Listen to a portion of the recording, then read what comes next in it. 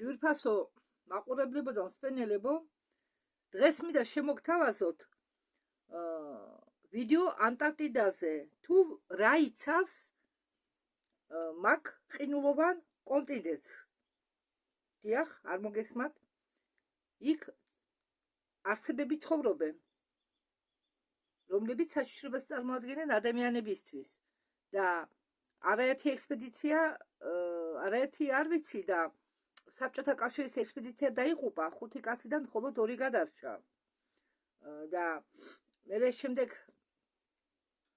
კიდევ იყო ექსპედიციები, მაგრამ ძალიან ცუდად დასრულდა ეს ყველაფერი.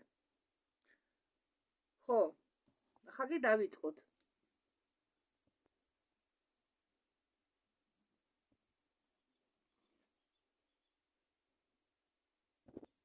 რამდენიმე წელი გრიფი საიდუმლოს ქვეშ იყო შენახული ინფორმაცია იმაზე, რომ ანტარქტიდაში არის სიცოცხლე. ამას მალავდნენ. ჩვენ მეც მახსოვს ბავშვობაში სკოლაში გვეუბნებოდნენ, რომ იქ სიცოცხლე არ არის.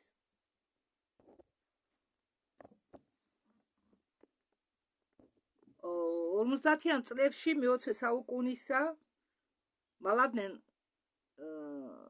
ინფორმაციას ამაზე, მაგრამ ახლა 6 საბჭოთა პალეარქტიკები მიდიან სადგური მირნიდან. ხო, არის ასეთი სადგური მირნი, რაც ითარგმნება როგორც მშვიდობიანი. 6 პალეარქტიკი მიდის ამ სადგურიდან ეგრეთ წოდებულ სამხრეთ პოლუსისკენ. უკან დაბრუნდება მხოლოდ 2 ადამიანი. იმ დროს იმ 4 ადამიანის დაღუპვას ახსნიან ცუდი მეტეოროლოგიური პირობებით და დაბრალდება ყველგამავალ ტრანსპორტს, რომლითაც სარგებლობენ იქ პალეარქტიკები და თითქოს ამ ტრანსპორტს გაეთიშა ძრავა. სინამდვილეში ყველაფერი იყო სხვაგვარად. იმ დღეს იქ იყო მშვენიერი დღე, -30 გრადუსი და არ იყო ქარი. ჩვენ მოვემზადეთო დასაძინებლად იმ ადგილასო, სადაც ჩვენი გამოანგარიშებითო ადგილი შეეფერებოდაო მაგნიტურ პოლუსს, მაგრამ ვერ დავიძინეთ. რაღაც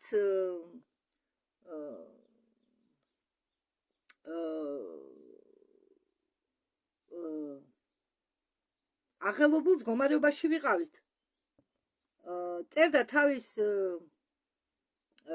საიდუმლო მოხსნილ მემუარებში საბჭოთა პალეარქტიკი იური კორშუნოვი და ტყუილად არ ღელავდნენ. მალე ამ იური კორშუნოვმა ნახა 300 მეტროს მოშორებით ყველგამავალი ტრანსპორტისგან სფერო, რომელიც ანათებდა და დახვდოდა. მან დაუძახა სხვებს. ბურთს არ შეშინებია ამათ. ის წამოვიდა ადამიანების შესახვედრად. ხო, და თან ეს სფერო, ბურთისნაირი სფერო გაიჭიმა ჭიას მაგვარ ფორმაში, უფრო ძեղსგავდა, თოვლი მის ქვეშ ძნებოდა.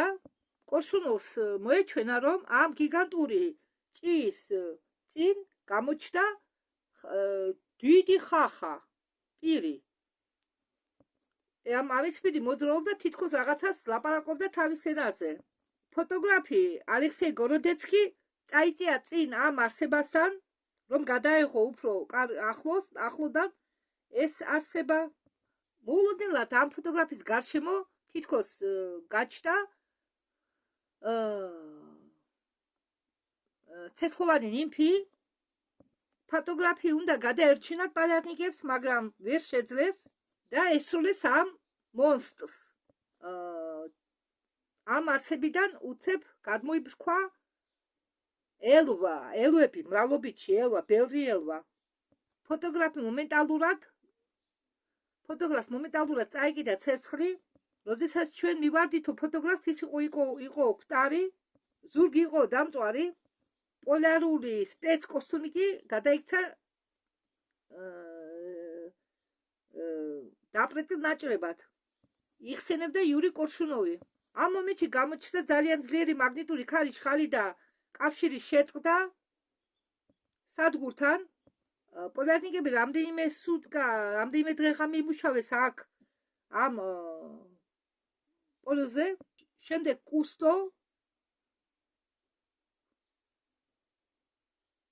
სკობელევი ხელმძღვანელი უკვე დაიღუპნენ. მათაც იგივე დაემართათ, რაც დაემართა ფოტოგრაფს. კუსტო და სობოლევი კიდევ ორი პოლარნიკი დაიღუპა, მაგრამ ამ შემთხვევაში ჰორიზონტზე გამოჩნდა რამდენიმე პლაზმური სფერო და ისევე დაწვეს ეს ორი ადამიანი. იგივე მოვიდა, რაც მოვიდა ფოტოგრაფს.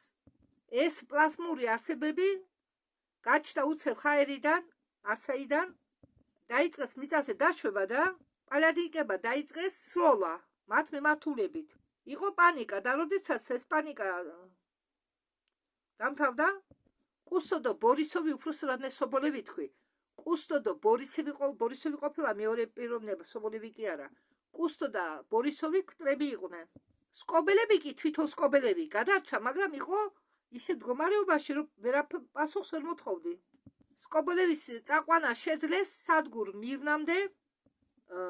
სობოლევი მოხვდა უკვე სადგურ მირნიში, სადგურ მირნეაში, მაგრამ საბჭოთა კავშირში მაგ დროს გავრცელდა ინფორმაცია, რომ ეს სობოლევი მოხვდა გულის შეტევისაგან, რომლის მიზეზი იყო მაგნიტური ქარიშხალი. რამდენიმე წლის შემდეგ 1962 წელს სამხრეთ მაგნიტური პოლუსის გამოსაკლებად გაიგზავნენ უკვე 17 ამერიკელი პოლარნიკი. ისინი ყველა დაბრუნდა ცოცხალი, მაგრამ ძველი ცხოვრებით უკვე ვერ ცხოვრობდნენ. ხალხი არ მოშდა სიგიჟის ზღურბლზე. ისინი ყველა გაამგზავრეს მატერიკზე, სადაც დიდხანს კურნალობდნენ მათ ფსიქონევროლოგიურ კლინიკებში. ოფიციალურად ამერიკელებმა განაცხადეს, რომ ექსპედიცია ჩაიარა რამე ექსტრაორდინარული შემთხვევების გარეშე, რადგან სიმართლეს ხომ ვერ ეტყოდნენ. სიმართლე არავის უნდა თოდნოდა. 1991 წელსაც აქვთ ნანახი ეს მკვლელი პლაზმური სფეროები და იმ დროს დაიღუპა ფრანგული ექსპედიციის მონაწილე ოპერატორი ჟაკ ვალანი. მან შენიშნა ეს ობიექტი, პლაზმური ობიექტი და უნდა გადაღება კამერაზე, ალბათ მიუახლოვდა. ეს სფერო გადაიცა ისევ ჭიად, ლენტურ ჭიად და შემდეგ გაფრინდა და როდესაც ის გაფრინდა, თოვლზე ნახეს დამწვარი სხეული ამ ოპერატორისა. ფრანგებმა ვარი თქვეს, უпроსტად ფრანგებმა ეს ამბავი არ გაავრცელეს პირიქით, შეეცადნენ ეს ამბავი შეენახათ, უпроსტად მომიტევეთ. ფრანგებმა არ დაიწყეს ამ შემთხვევისაგან საიდუმლო შექმნა პირიქით, მათ ამის შესახებ მოუყვეს პრესას და ეს ამბავი უკვე არ იყო საიდუმლო არავისთვის. ხო და მაგიტომ რომ ფრანგულმა ექსპედიციამ გაიმეორა საბჭოთა კავშირის საბჭოთა ექსპედიციის ბედი და საბჭოთა პოლარნიკმა იური კორშუნოვმა გადაწყვიტა ხმა მოეღო და ეთქვა სიმართლე მაგას. და მან თქვა, რომ ეს ანტარქტიდის პლაზმოიდი არ არის ისეთი საშიში, როგორც გონიათ, და არსებობენ იქ კიდევ უფრო საშიში არსებები უკვე ფიზიკურ სხეულში. ხო, ესენი თუ ენერგეტიკულ, ესენი თუ პლაზმოიდური არსებები არიან, ისინი ვით უფრო საშიშია, არიან უკვე ფიზიკურ სხეულში. გამოვლენილი არსებები ფიზიკურ სხეულში. რომლებიც ბინადრობენ ყინულოვან კონტინენტზე. უყვე გრიფის საიდუმლო მოხსნილ არქივების მიხედვით ანტარქტიდაში ხტებოდნენ აგრეთვე კრეონებს. დიახ, ამ ფიზიკურ სხეულში არსებებს დაარქვეს კრეონები. ისინი არიან თეთრი საშინელი არსებები, რომლებიც გაბარიან ფრინავ გაბარიან ღამურებს, მაგრამ ზომაში რამდენჯერმე მეტი არიან ვიდრე ღამურები, ჩვეულებრივი ღამურები და უფრო საშიშები არიან. მათ აგრეთვე უწოდებენ გორვიცის მონსტრებს, გორვიცის ურჩხულებს, აი ეს იგი გორვიცის საპატივცემულოდ ეს გორვიცი, რადგან ეს გორვიცი პირველთაგანი იყო, ვინც შეხვდა ამ არსებებს და მან აღწერა ამ არსებების გარეგნობა. 1960 წლის ზაფხულში პოლარული მკვლევარი გორვიცი ესე იგი ექსპედიციასთან ერთად მიდიოდა სამხრეთ პოლუსისკენ. მათმა ექსპედიციამ შეამჩნია, რომ დაიკარგა მაგნიტოლოგიის სტოპა. გვარი ასეთი.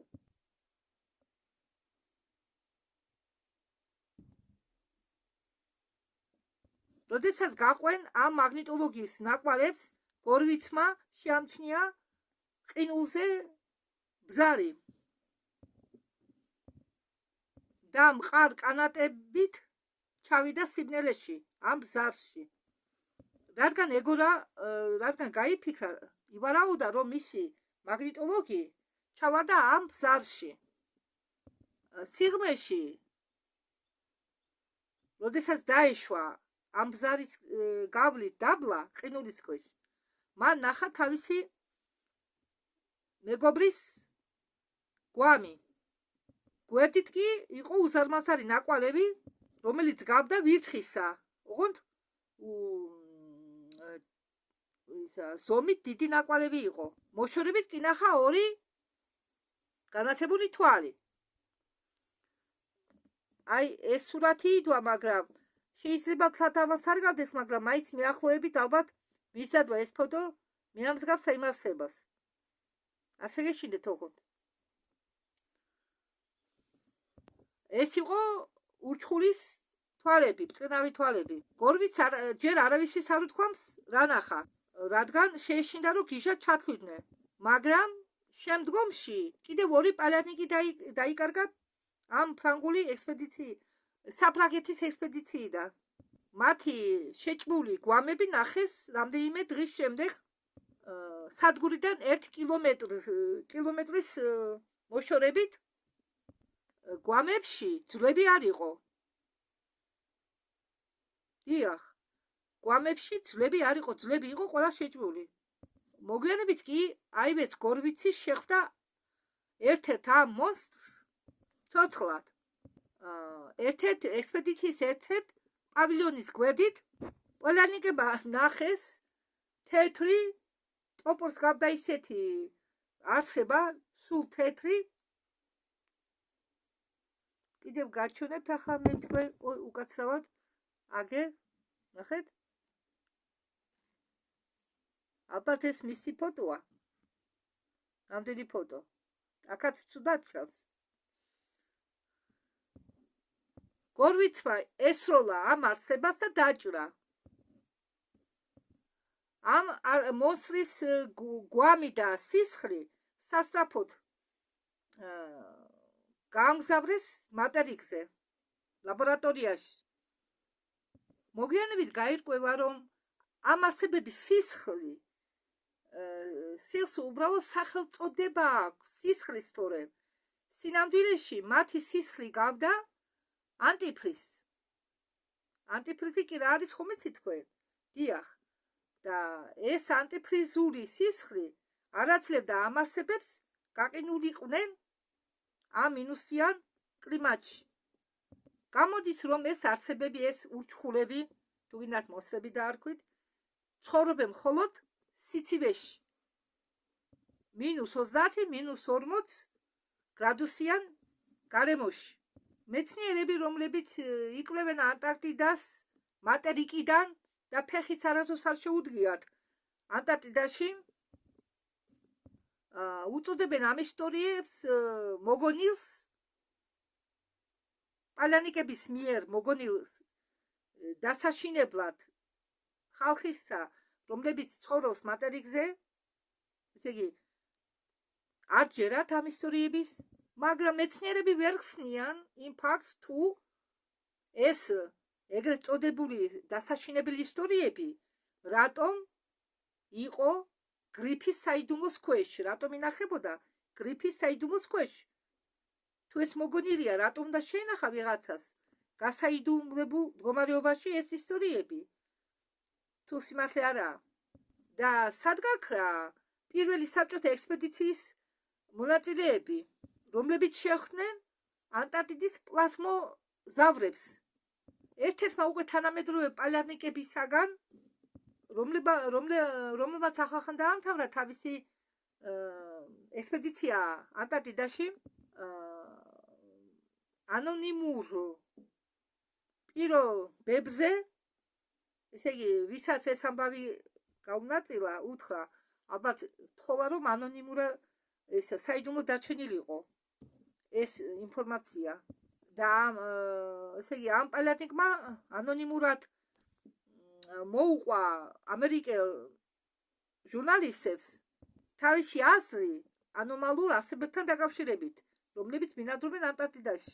ის თვლის, რომ კრეონები, ეს მონსტრები, რომლებიც გავლარიან გიგანტურ ღამურებს და გიგანტური პლაზმური ჭიები ან ეგრეთ წოდებული პლაზმოზავრები არიან ყინულოვანი კონტინენტის მცველები. მისი ექსპედიციის მონაცემზე დაყრდნობით, ყველა ეს ანომალური არსებები თავს ესხმიან პალეონიკებს, მხოლოდ იმ შემთხვევაში, თუ ისინი ცდილობენ სამხრეთი მაგნიტური პოლუსის სიღრმეში შესვლას. ესე იგი, სადაც არა საჭირო, იქ არავის უშვებენ. გამოდის, რომ ეს კრეონები და ეს პლაზმური მონსტრები არიან სამხრეთ პოლუსის მატერიკა ანტარქტიდის დაცვა. მაგრამ რას იცავენ ესენი და რაც მთავარია, ვინ მართავს ამ დაცვას? ამ შეკითხვაზე პასუხი არ არის.